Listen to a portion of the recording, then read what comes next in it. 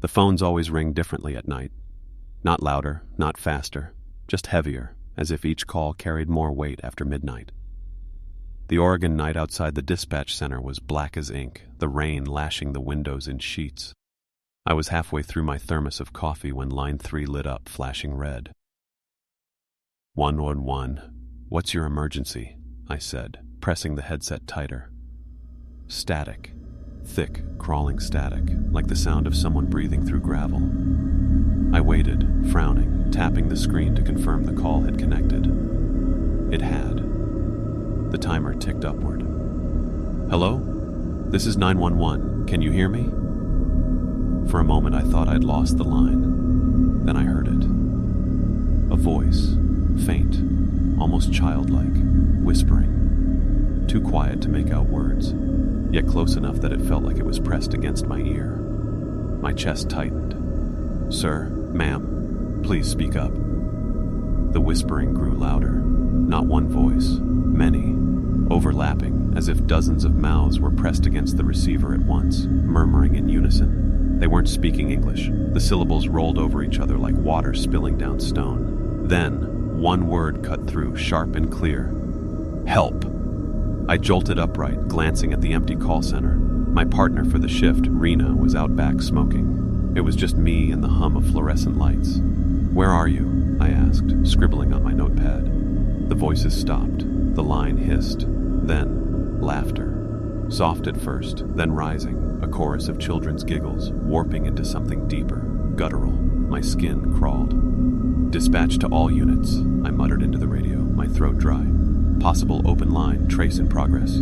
The system pinged back coordinates. My blood went cold. The call was coming from inside the building. I tore the headset off, staring at the phone screen as the voices grew louder without it, as though they'd leaked into the room. Line 3 blinked steadily, pulsing red. My own reflection in the darkened glass looked pale, eyes wide. The door banged open. Rena, dripping wet from the rain, cigarette still between her fingers. You look like you've seen a ghost, she said. I pointed at the screen. She stepped closer, frowning. Line 3, what's the problem? As if on cue, the call cut off. The timer froze at 06:66 before the screen went black. Not possible. Calls don't display 6 minutes, 66 seconds. I swallowed hard, trying to laugh it off. Just some kids screwing around. Bad connection. But my voice shook, and Rena noticed. She reached for the headset, but the phone was already dark, silent. We sat in the hum of the dispatch center, the storm hammering outside. For the rest of the night, no other calls came in, unusual for a Saturday. Still, I couldn't stop staring at line 3, waiting for it to flash red again. And when I finally left at dawn, I swore I heard faint whispers following me into the rain. The storm hadn't let up by the time I returned for the next shift. Gray clouds pressed low against the horizon, and the Willamette River was swollen, carrying tree limbs and debris like broken bones. Something about the weather made the call center feel even more claustrophobic. It was just after 11 p.m. when the phone rang. The voice on the other end was frantic, male, ragged with panic. Please, you've got to send someone. There's a woman in the river. She's face down. She's not moving. I straightened, pulling up the call trace system. Sir, calm down. What's your location? I'm near the old steel bridge, right by the overlook. God, I don't know how long she's been in there. His breath came in harsh bursts, the phone rattling like he was shaking. Stay on the line, I said, typing into the dispatch log. Units en route. Do not enter the water. Do you understand? Stay where you are. The caller mumbled something I couldn't catch. Then he whispered, She's looking at me. My hand froze over the keyboard. Sir, you said she was face down. The line crackled. No. She turned over. Her eyes are open. His voice broke into a sob. She's smiling. The hair on my arm stood up. I signaled Rena to get the patrol channel open. Units, we've got a report of a possible drowning victim near the steel bridge overlook. Caller advises female subject in water, eyes open, unresponsive.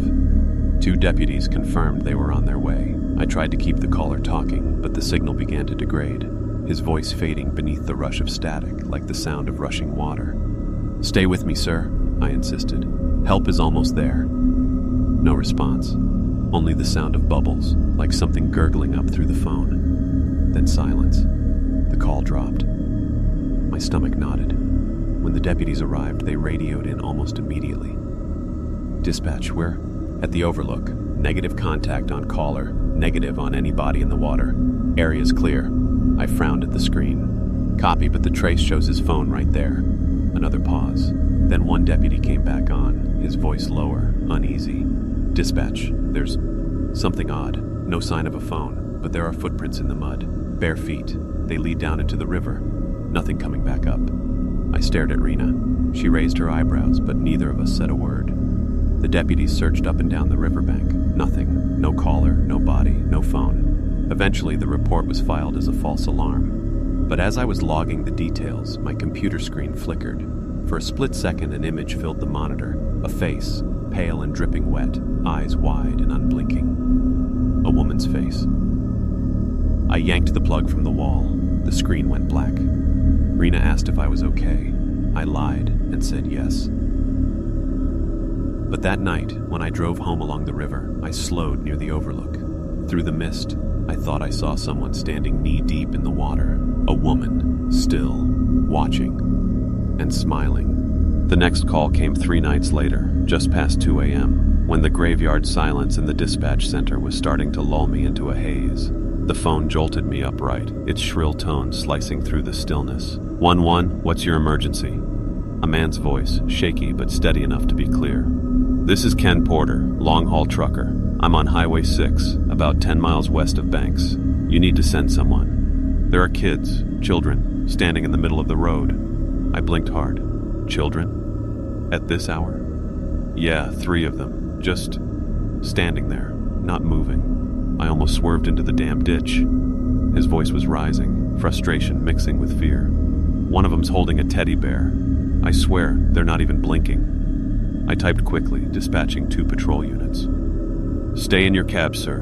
Do not approach. Keep your hazard lights on until officers arrive. There was a pause, then his voice came back, lower. They're looking at me now.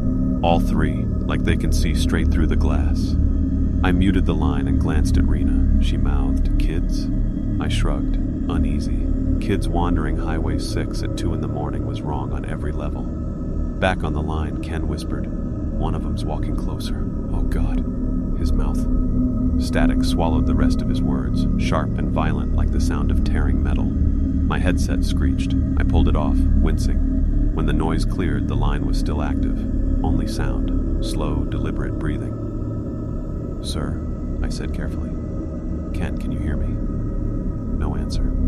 Just that breathing, too steady, too rhythmic. Patrol units checked in a few minutes later. Dispatch, we're at the caller's location. No contact on subject. Road's clear. Truck's pulled over, but it's empty. Copy? Empty. My pulse quickened. Confirm? No driver? Affirmative. Cab doors open. Engine still running. No sign of the caller. The Aletizo. Mine with Ken clicked dead at that exact moment. Rena leaned forward, frowning. "Another one?" she whispered. The deputies searched the surrounding woods, sweeping the ditches with flashlights. Nothing. No footprints, no children, no trucker. His rig was impounded, his personal effects logged. He'd simply vanished. Later, reviewing the call log, I found something I can't explain. The audio file of Ken's call was corrupted. Instead of his voice, there was a chorus. Dozens of voices chanting the same phrase over and over in a language I couldn't place.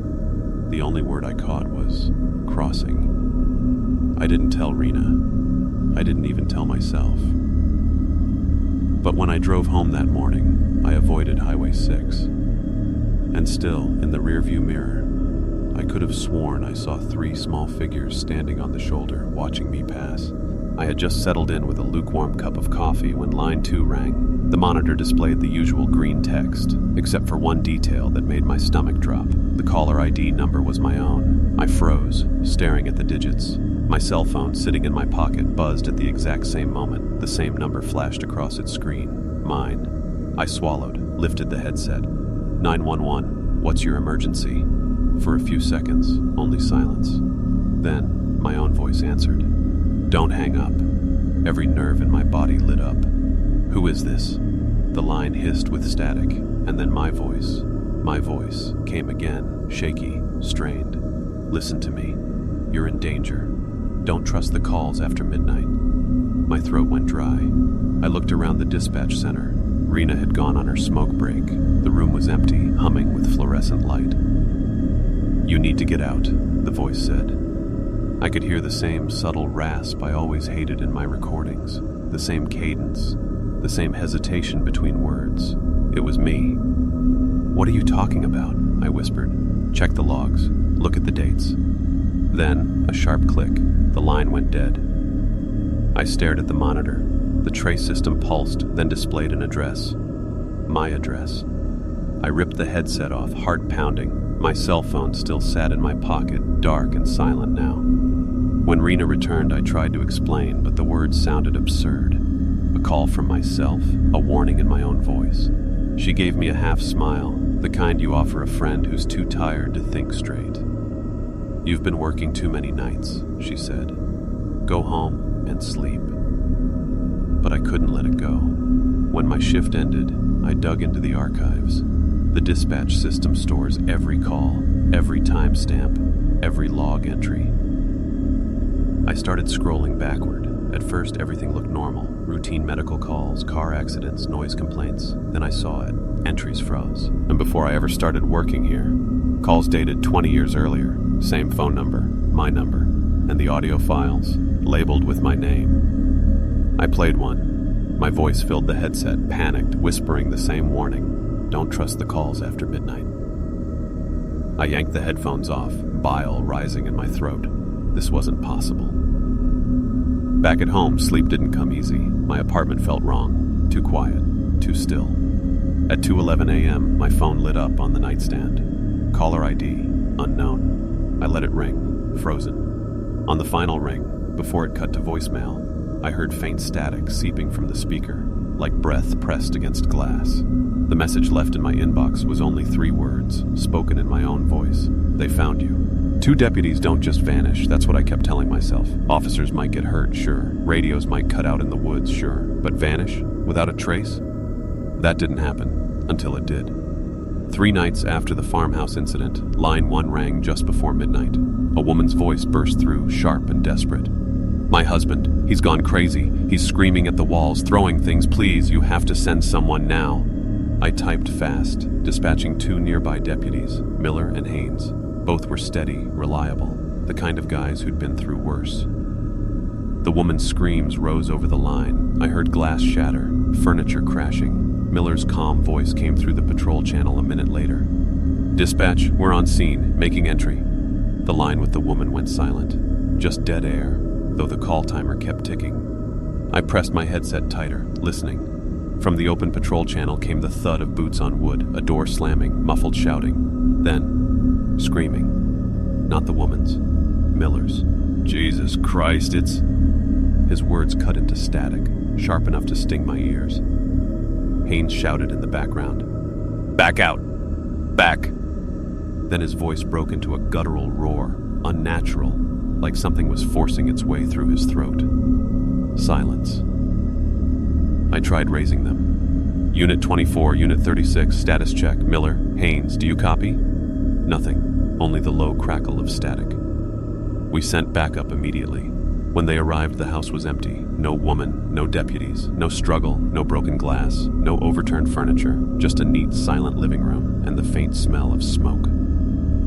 But the radio log told a different story. Both deputies' mics had transmitted until the very end, until the exact second their vital signs flatlined on the biometric monitors. After that, the signal stopped, as though their radios had been swallowed along with them. And the official report used the words unexplained disappearance.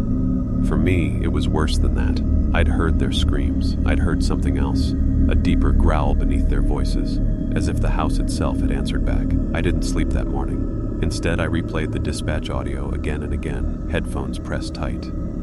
Every time I reached the moment Miller shouted, I caught something new, a whisper, barely audible, buried under the distortion. It spoke my name. By the 5th replay, I yanked the headset off and hurled it across the room. I sat there in the glow of the monitors, heart hammering. When Rena came in for her shift, I told her nothing. She'd only say I was burning out, losing perspective. Maybe she was right. But that night, when I locked my apartment door, the silence felt wrong, heavy, watching. I sat on the couch, lights off, staring at the shadows along the wall.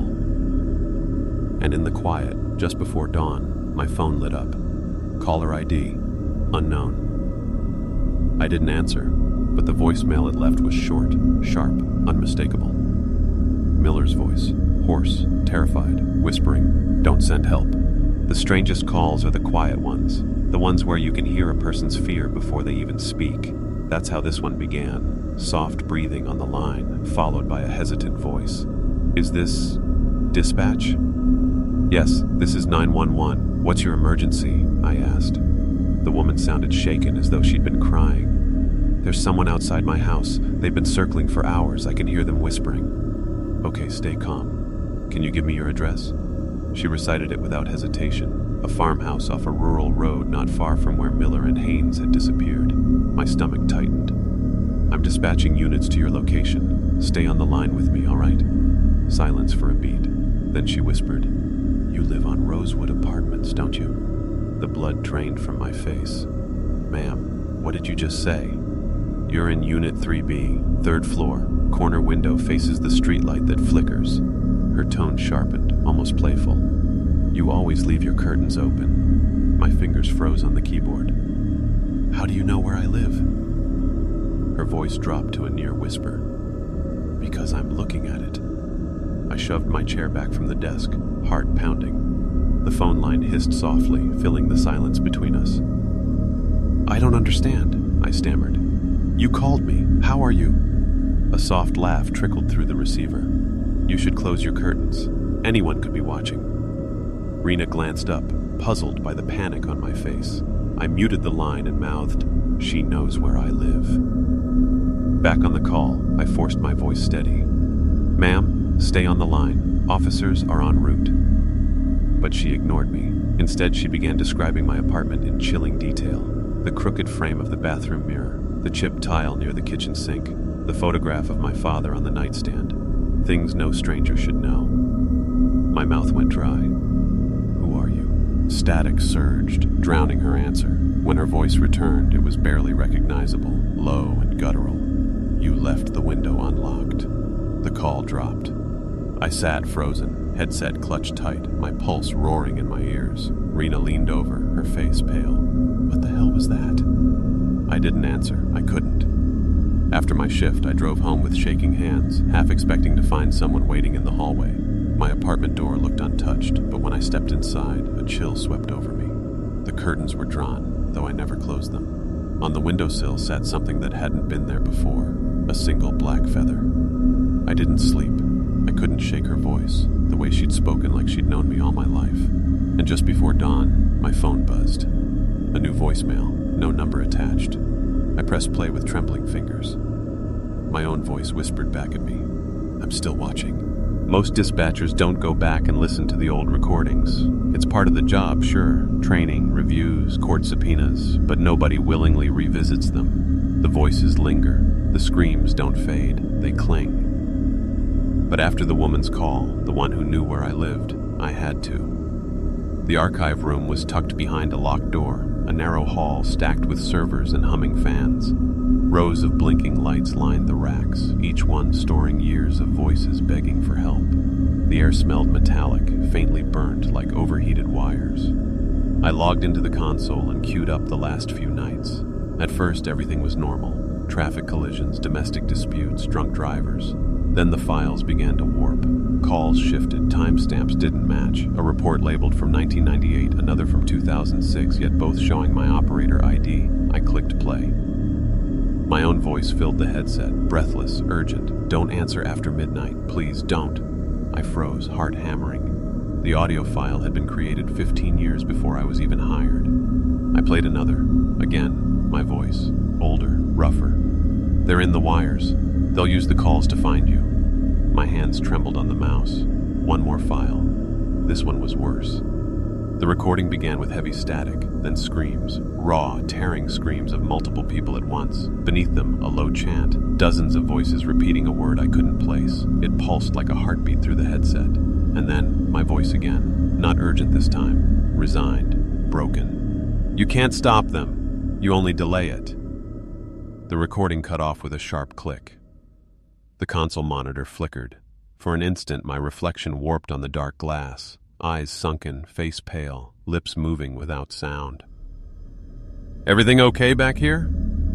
I jumped. Rena stood in the doorway, frowning at my expression. I yanked the headset off, nodding quickly.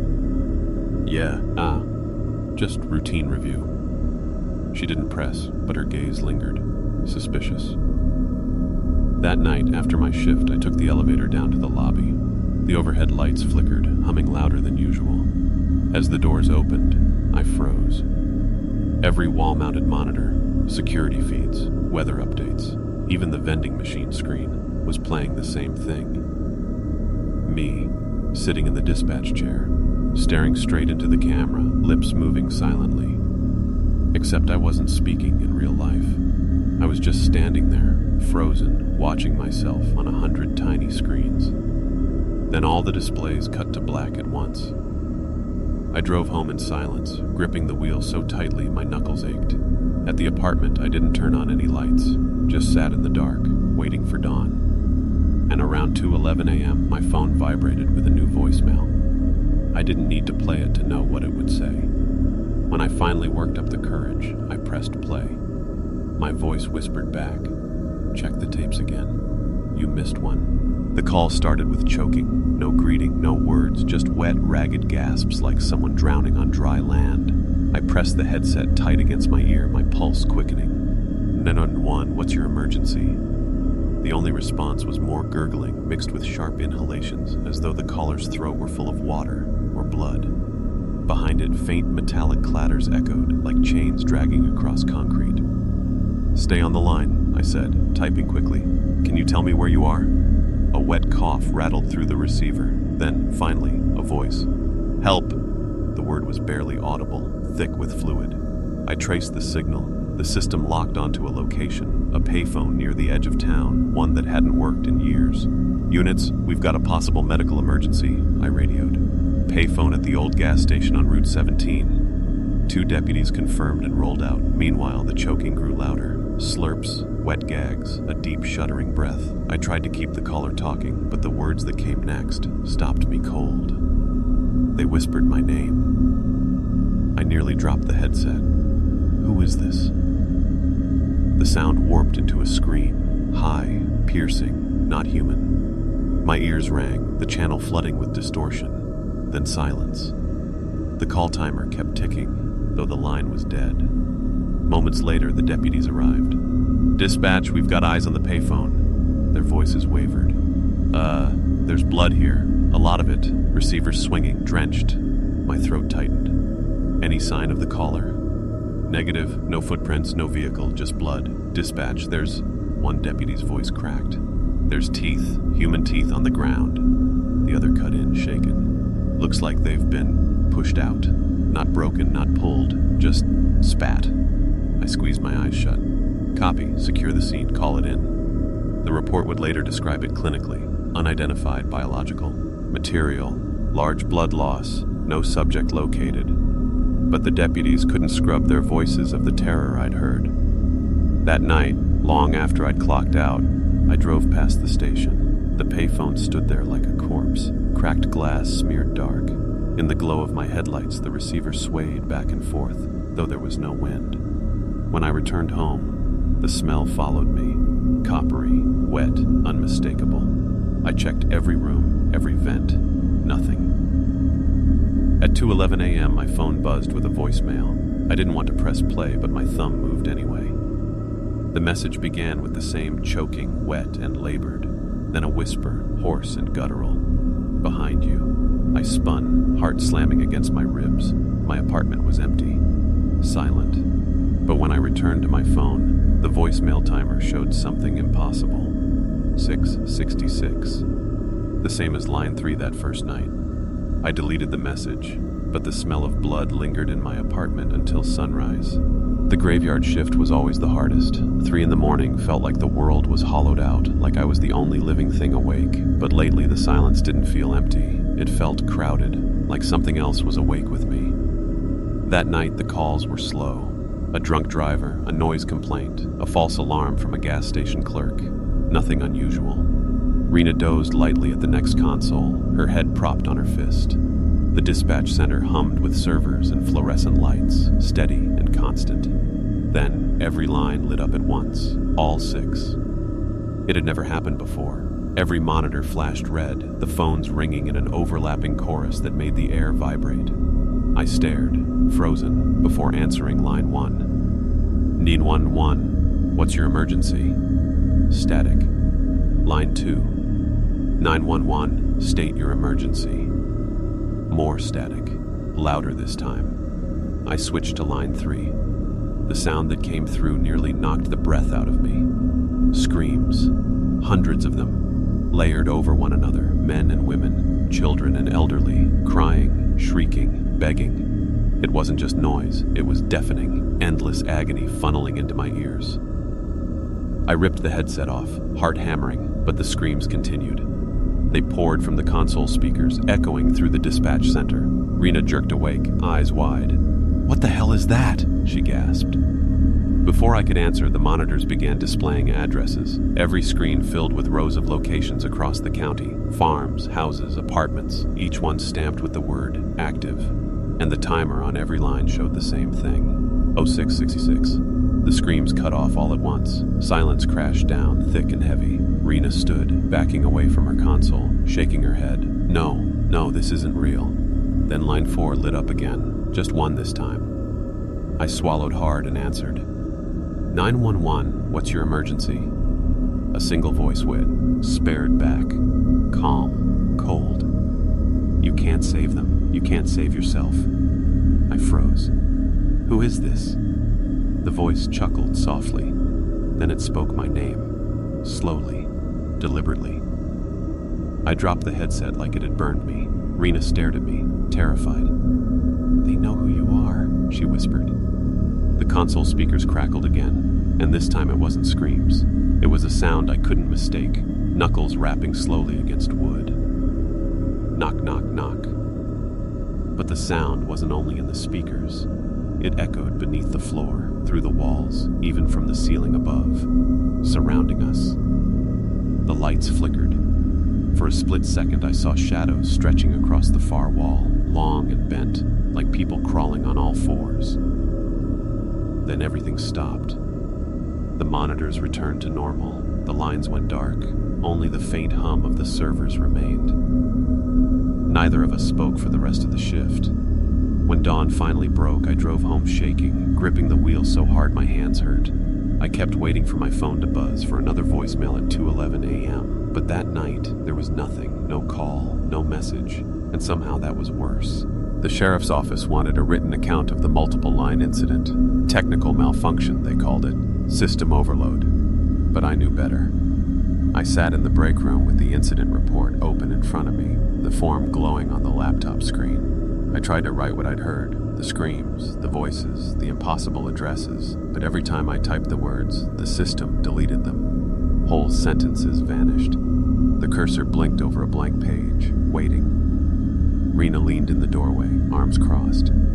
You're still at it? I rubbed my eyes. It won't save. Every time I try to log it, it disappears. She frowned, stepping closer. Maybe you're tired. Just write the basics. Equipment failure, no injuries. But she didn't know what I'd seen. The shadows on the wall, the knock that came from everywhere at once. I tried again. This time I typed only 3 words. They know me. I hit save. The screen blinked, and then the words rearranged themselves. We know you. My breath caught. Did you see that? I asked. Rena shook her head, confused. See what? On her side of the room, the screen was blank again. No words, just an empty form. I shut the laptop hard and shoved it away. That night, when I got home, I pulled out the paper copy of my shift logs, the ones I kept for myself. Every dispatcher has their habits. Mine was writing notes by hand, just in case the system glitched. The logs for the past week were gone, torn clean from the binder. I tore the apartment apart looking for them, under the couch, behind the fridge, even in the trash. Nothing. Every page documenting the strange calls, the screams, the timestamps, all missing. Then I noticed something else. The photograph of my father that sat on the nightstand was gone too. In its place was a scrap of lined paper, torn at the edge. On it, written in my handwriting, were the words, "Stop tell, Ingham." I dropped the note like it was poison. My hands shook as I backed away, staring at it from across the room. I didn't write that. I couldn't have. But the ink was identical to my notes. The slant of the letters, the small loop I always put on my T. My phone buzzed on the counter, another voicemail. Against every instinct, I pressed play. A recording of my own voice filled the room. Reports don't matter. They already filed the last one for you. Click. The message ended. I sat in the silence, heart hammering so loud I thought it would burst. Someone, or something, was rewriting my reports, stealing my logs, even mimicking my voice. The worst part? When I checked the system at work the next day, the incident file had been updated. My name was there, my signature, and I hadn't written a word. The call came in at 3:14 a.m., the dead center of the shift when the silence feels sharp enough to cut skin. Line 2 lit red and I slipped on my headset. 911, what's your emergency? At first, nothing. Just a faint hiss, like someone breathing through cloth. I repeated myself, voice steady. This is 911. Can you state your emergency?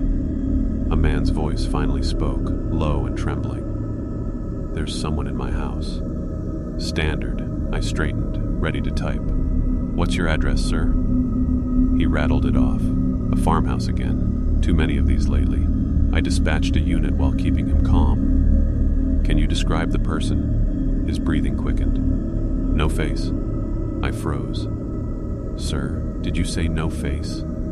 Yes, he hissed. They're standing at the end of the hall. I can hear them breathing, but there's nothing there. Just skin. My pulse spiked. Stay where you are.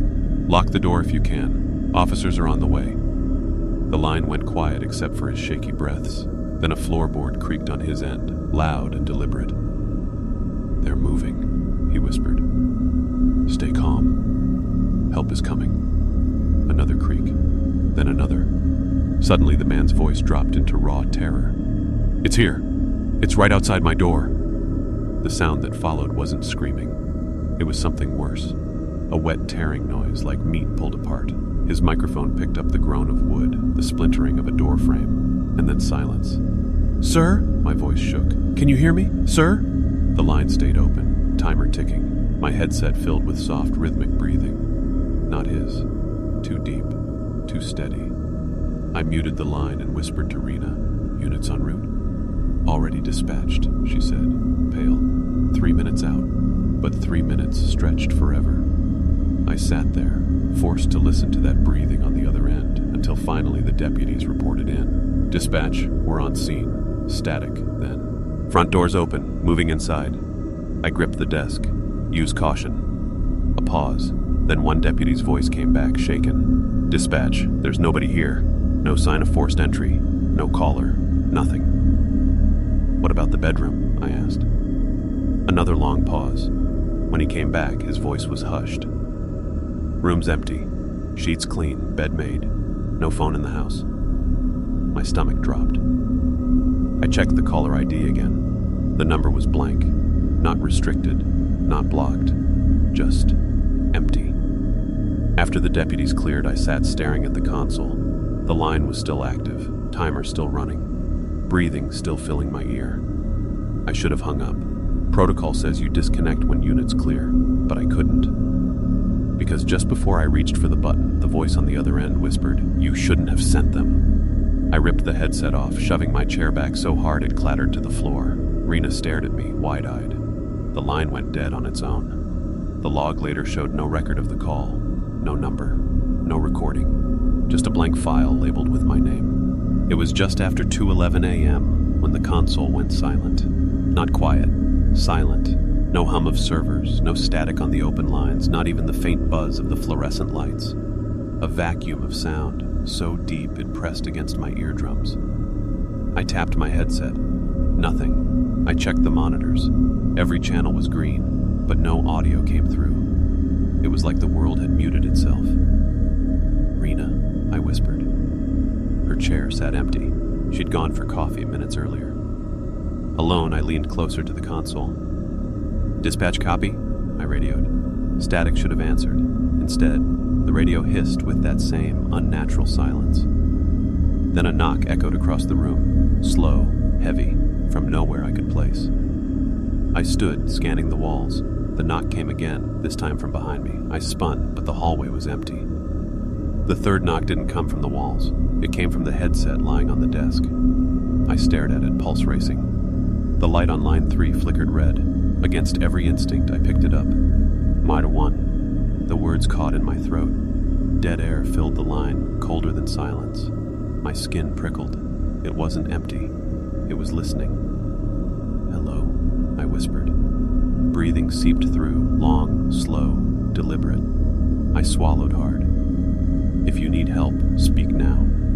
Nothing. Then, faintly, under the breathing, I heard my own voice whisper, "Don't hang up." I jerked the headset away like it was poison. The voice continued, faint but clear, bleeding into the room even without contact. "Don't hang up, don't hang up, don't hang up." Over and over, building speed, layering on itself until it was a chorus. The lights above flickered, shadows stretching unnaturally across the floor. I slammed the disconnect button. Silence returned, if you could call it that. The air still felt heavy, thick, like sound was being swallowed. That's when Rena returned, holding a steaming mug. She stopped short, seeing my face. "What happened?" I pointed at the console. "Line 3. She frowned. "It's clear." I glanced back. She was right. No active calls, no recordings, just an empty screen. But the clock in the corner blinked an impossible time. 06:66. I whispered it under my breath. Rena looked at the monitor, confused. "What are you talking about? It says 2:14. The screen showed something different for her. I left my shift early that night.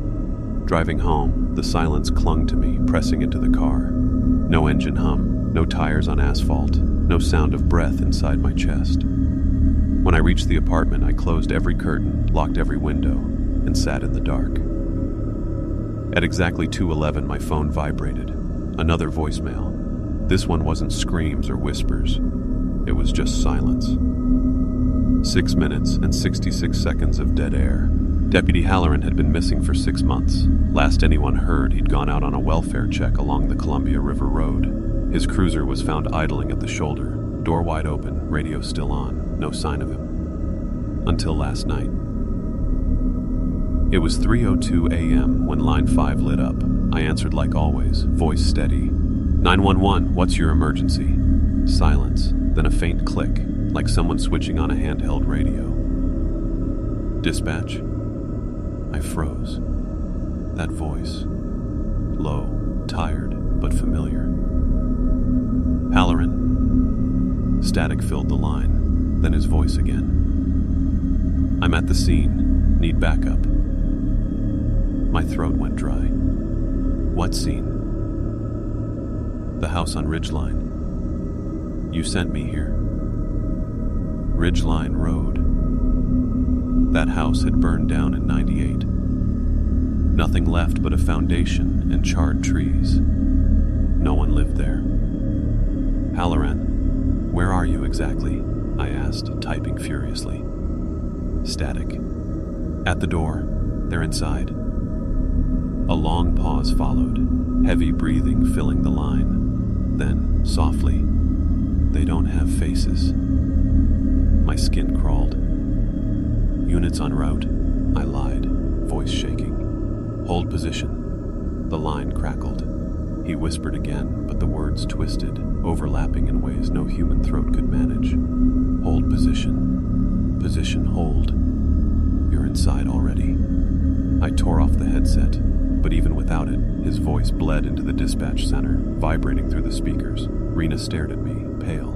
That's Halloran. It can't be, I said. He's gone. The line cut off. The timer read 06:66. An hour later, 2 deputies rolled up to Ridgeline just to be sure. The report came back. Empty lot, overgrown weeds, nothing but stone. No tracks, no cruiser, no deputy. But they did find something. A badge. It lay in the dirt at the base of the burned foundation, edges blackened, numbers still visible. Halloran's. When the deputies brought it in, I refused to touch it. The metal seemed to pulse faintly, as though holding me, at long after being pulled from the ground. That night, I dreamed of him. He stood in my apartment doorway, uniform crisp, face blurred at the edges. He raised one hand, palm out, like he was warning me back. His lips moved, but no sound came. Then his jaw unhinged far too wide, stretching, tearing at the corners. Inside, there wasn't a throat, just a tunnel of static, endless and black. I woke gasping, sweat-drenched. The phone buzzed on the nightstand. Voicemail, 2:11 a.m. With shaking hands, I pressed play. Halloran's voice whispered through. Already inside. Click. The storm rolled in just after midnight, lightning crawling across the hills like white fire. Rain hammered the dispatch center windows, the kind of downpour that drowns radio signals and chews up power lines. At 12:47 a.m., the lights went out. The backup generators should have kicked in immediately. Instead, we sat in darkness, the hum of the servers silenced. For the first time in my career, the dispatch center was dead. Rena's voice broke the black. Systems down? I flicked the flashlight from my belt. The narrow beam carved a shaky circle across the consoles. Every screen was dark, except one. Line 3. Its monitor glowed faintly, though the rest of the room was powerless. The red light pulsed like a heartbeat. I set the beam on it, throat tight. That's not possible. Against all reason, I reached for the headset. The moment it touched my ear, the storm outside vanished. No rain, no thunder, just silence, thick as tar. Then, a voice. Calm, familiar. You shouldn't be here. I froze. Who is this? The voice chuckled. You know? Static hissed, then warped into something else. Footsteps. Dozens of them pacing across a floor just beyond reach. Some hurried, some dragging. They circled me in stereo, left to right, behind and above. Where are you? I whispered. The answer came cold, closer than the dark. Suddenly, every console in the room flickered alive. Not with system boot screens, just words. Line after line of the same phrase. Turn around. Rena's flashlight beam trembled. Don't, she whispered. I didn't. Instead, I yanked the headset free and slammed it down. The glow died instantly. The other consoles winked out, plunging us back into darkness. The storm returned in a rush. The rain, the thunder, the howl of wind. Power surged back seconds later, lights humming overhead, monitors rebooting like nothing had happened. Only one thing was different. A damp footprint on the tile behind my chair, bare, human, pointed directly at me. We cordoned off the room, told maintenance to check for leaks, but no one could explain how a single wet print appeared in the middle of a locked dispatch center. When I got home, the storm still raged. I tried to sleep, but every flicker of lightning threw shadows across my walls. Some seemed too long, too sharp. At 2:11 a.m., my phone lit. Voicemail. I pressed play. The sound wasn't static or screams this time. It was thunder, rain, the exact storm I'd just left behind. But layered beneath it, faint as breath, a whisper threaded through. Closer. Hospitals are their own kind of haunted. I've always believed that. Too many last breaths, too many desperate prayers whispered into sterile air. The call came from St. Helena's at 3:22 a.m. I answered as always, headset snug against my ear. 911, what's your emergency? A woman's voice replied, ragged, urgent. They won't let me leave. My fingers hovered over the keys. Ma'am, are you in danger? What's your location? I told you, she snapped. St. Helena's, room 413. The hairs on my neck lifted. Room 413 had been closed for years. Fire damage, no patients allowed. Ma'am, who won't let you leave? Her breathing quickened. The nurses, they're wrong. They don't have faces. My heart clenched, the same phrase again, no faces. Stay calm, I'll send help. She started sobbing, voice splintering. Please hurry, they're at the door. A loud scrape filled the line, like metal dragging across tile. Then silence. Ma'am? Nothing. I dispatched units anyway. 2 deputies rolled to the hospital, met by the night shift security. They swept the entire 4th floor. Room 413 was locked. Dust coated the bed frame inside, equipment covered in sheets. No sign of anyone. When the deputies radioed back, I sat rigid at my console. Then line 5 lit up. Same time, same night. 1-1, what's your emergency? The voice that answered was my own. I told you, room 413. I ripped the headset away, staring at the console like it had grown teeth. My voice had carried through, but my lips hadn't moved. Rena looked at me, pale. Did you just... No, I said, too quickly. When the units returned, they swore no one had been there. Security logs showed no visitors, no patient admitted under the caller's name. But later, when I pulled the call recordings, I found something that made my stomach ice over. The woman's voice at the start of the call. It wasn't just a saint. Rangers. It was layered. Beneath the sobbing, beneath the ragged breaths, was an echo I recognized. My mother's voice. She'd died in that very hospital 10 years earlier. That night, I dreamed of room 413. I stood outside the burned door, hand on the knob. From inside, my mother called softly, the way she used to when I hid as a kid. "It's safe in here," she whispered. I woke drenched in sweat. The phone buzzed on the nightstand. Voicemail. This one was only 5 words spoken in her voice. Room 413 is waiting. Click. The call came in at 2:59 a.m., just before the hour that always seemed to break me. The line blinked green, not red. That was wrong. Active emergencies flash red, but this one pulsed a soft green glow, like it wanted me to notice. I answered anyway. 911, what's your emergency? A child's voice whispered back. Can you help me? I froze. Too young. No background noise, no crying, just the steady practiced tone of a kid who'd repeated this plea 100 times. What's your name? I asked gently. A pause. Then, Ethan. Okay, Ethan. Where are you calling from? Another pause. Then the sound of something wet, like lips smacking together. I don't know. It's dark. My stomach tightened. Is anyone with you? Yes, he said softly. But they don't talk right. A cold knot twisted in me. Can you describe them? Silence stretched, then his small voice cracked. They wear my dad's skin. The line distorted, screeching in my headset until I yanked it slightly away. When the sound cleared, the boy was sobbing. Please, he's coming back. I can hear him walking. I scrambled for grounding questions. Ethan, listen to me. Can you see a window, a door, anything? He sniffled. There's a mirror, but it doesn't show me. My throat went dry. What do you mean? I look, but it shows someone else, someone smiling. The line went dead quiet. Then the heavy sound of footsteps thudded through the receiver. Slow, deliberate, getting closer. Ethan, I whispered. The child's voice returned, but it was wrong now, too deep, vibrating with static. Not Ethan. My blood froze. The line cut.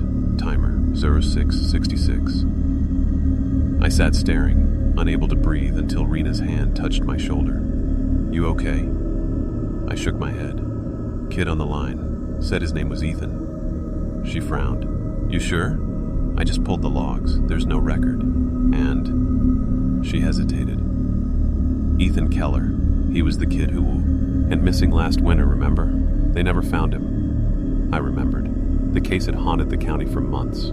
Posters still hung in gas stations, his gap-toothed smile frozen in cheap lamination. But that boy had been gone for nearly a year. That night, when I drove home, the empty streets blurred through my windshield. I couldn't stop hearing his voice. When I finally stumbled inside, I found something waiting. On my bathroom mirror, drawn in a child's shaky scrawl, was one word, written backward in condensation. Help. I hadn't showered. I hadn't boiled water. There was no steam to make that mark. The phone buzzed on the counter, another voicemail. I pressed play, heart pounding. It was Ethan's voice. "Can you help me?" Then silence. Storms mess with the lines. It's something every dispatcher learns early. Lightning strikes, and suddenly every call is static and crosstalk. But what happened that night wasn't weather. It started with a buzz. Not the faint hum of electricity, but a low vibration that crawled up my headset cord. My console lights flickered. Then every line lit at once. 7 incoming calls, all green. Rena's eyes widened. "Glitch?" I answered the first. 911, what's your emergency? No words, just a faint crackle, like an old radio struggling to tune. I tried the second line, same thing, third, fourth, all identical. On the fifth, the crackle broke. "Dispatch." I froze. "Who is this?" "You know." The voice hissed through the wires, metallic and layered. It wasn't male or female, just wrong.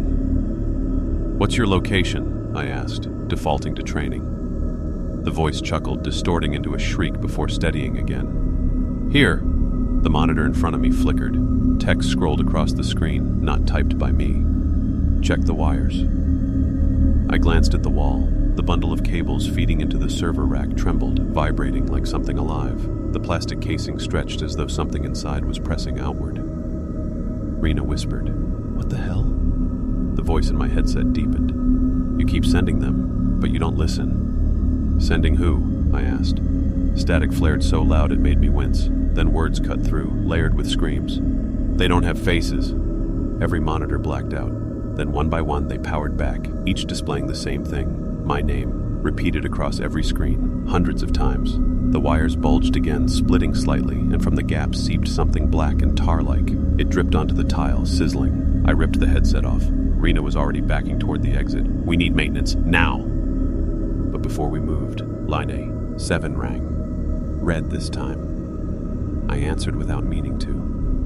The same warped voice whispered, "We're already in the wires." The call dropped. The monitors went back to normal. The wires hung limp, perfectly ordinary again. Maintenance came later, found nothing wrong. No damage, no burn marks, no sign of melted casing. But that night, when I drove home, every streetlight buzzed as I passed. The radio in my car flickered, catching half sentences and voices I almost knew.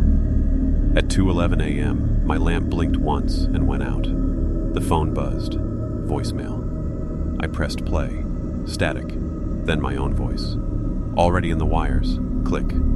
I stared at the phone, heart thundering. Then the lamp beside me flickered back on, humming faintly. The cord on its base was trembling. Sirens are the heartbeat of dispatch. You get used to hearing them echoing faintly through your headset, a reassurance that help is on the way. But the night they went silent was worse than any scream. It was 1:36 a.m. when the first call came in. A man's voice, frantic. "There's someone outside my house. No face. Please, send units now." I dispatched 2 cruisers immediately, marking the coordinates. I waited for the familiar burst of sirens over the line. Nothing, just empty radio hiss. "Unit 12, Unit 14, confirm response," I said. Silence. The caller was still on the line, sobbing. "Why aren't they coming?" "They are," I lied, even as dread coiled in my gut. Minutes passed. Then the man screamed, high and raw. The line went dead. I tried to hail the cruisers again. Nothing.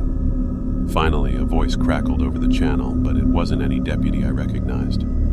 "They're already here." The words dragged, distorted like stretched tape.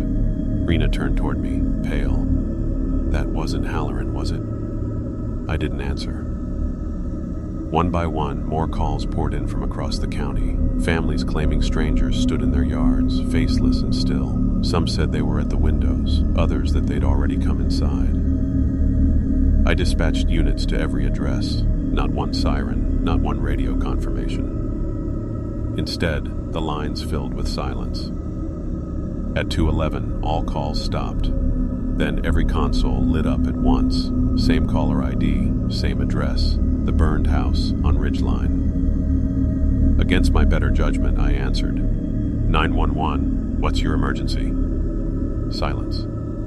Then faintly a chorus of voices, hundreds layered together, whispering in unison. No one is coming. The room's air thickened, pressing into my chest. Every monitor flickered, showing live street feeds of patrol cars, our patrol cars, sitting dark and empty at random intersections, doors wide open, engines running. I yanked off the headset. We need to shut it all down. Rena nodded, but before we moved, every alarm panel in the building erupted. Not with sirens, just the clicking sound of microphones opening, dozens of dead air channels listening all at once. We ran outside into the storm. The night was dead quiet. No sirens anywhere, not even distant, just the hollow slap of rain on pavement.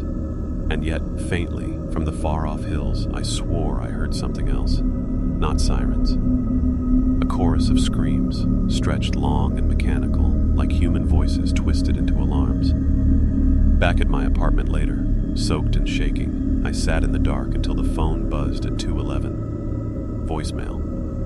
I pressed play. It wasn't static this time. It was sirens. But layered under the wailing came a whisper, cold and certain. You're the only one left to call. Click. The night felt wrong before it began. Even the air in the dispatch center was heavy, stale, as if the building itself had stopped breathing. No calls came through for the first 2 hours. That never happens. The county is never silent. Then, at 2:11 a.m., every console lit at once. Not flashing, not pulsing, just a steady glow, all 20 lines active. Rena reached for one. I grabbed her wrist. Don't. She stared at me, eyes wide, then nodded. The lights didn't wait for us. The headsets clicked alive on their own, speakers hissing. A voice spilled through. Not one, not many, something in between. A choir made of broken mouths. Dispatch, answer. My skin crawled. What do you want? The reply was instant. You've already given it. The monitors flickered, showing feeds from across town. But the streets weren't right. Shadows moved where no people stood, long and jagged, bending against the light. In every window, a figure stared out. Faceless, waiting. The voice deepened, static, grinding in my teeth. The calls are not theirs. They are yours. Every voice you've heard, every plea you've sent away, pieces of you, breaking. Rena ripped her headset off, trembling. We have to go. But the exit door slammed on its own, metal echoing through the room. The voices grew louder, overlapping into a tidal roar. No one is coming. I stood frozen, headset buzzing against my skull. Then, beneath the storm of sound, I heard one clear voice. My mother's. Dispatch, she whispered, the way she had in the hospital call. Come home. The monitors shifted. Room 413, the burned house, the river road. Every place tied to every impossible call. They weren't random. They were a map. And all of them pointed here. I felt it then, the truth crawling cold through my bones. We hadn't been receiving the calls, we'd been making them. Each ring, each plea, a reflection bouncing back. A key from something vast and hungry that lived in the wires. The lights exploded overhead. Consoles sparked, filling the air with acrid smoke. Rena screamed, but her voice twisted, dragged deep like the others before. When I turned, she was gone. Only her headset remained, dangling, faint static hissing through. I was alone. The last line blinked red. Just one. I lifted the headset with shaking hands. 911, what's your emergency? My own voice answered, broken, hollow. They're inside. The connection cut. The room went dark. I don't remember leaving, only that I woke at home, the phone buzzing beside me. 2:11 a.m. Voicemail. I pressed play. Dozens of voices spilled through, layered, familiar and strange all at once. Rena, Halloran, Ethan, my mother, and beneath them all, the warped voice that had haunted every call. You've been dispatching for us all along. Click. The screen stayed lit. Timer, 0666. And then, slowly, the phone began to ring.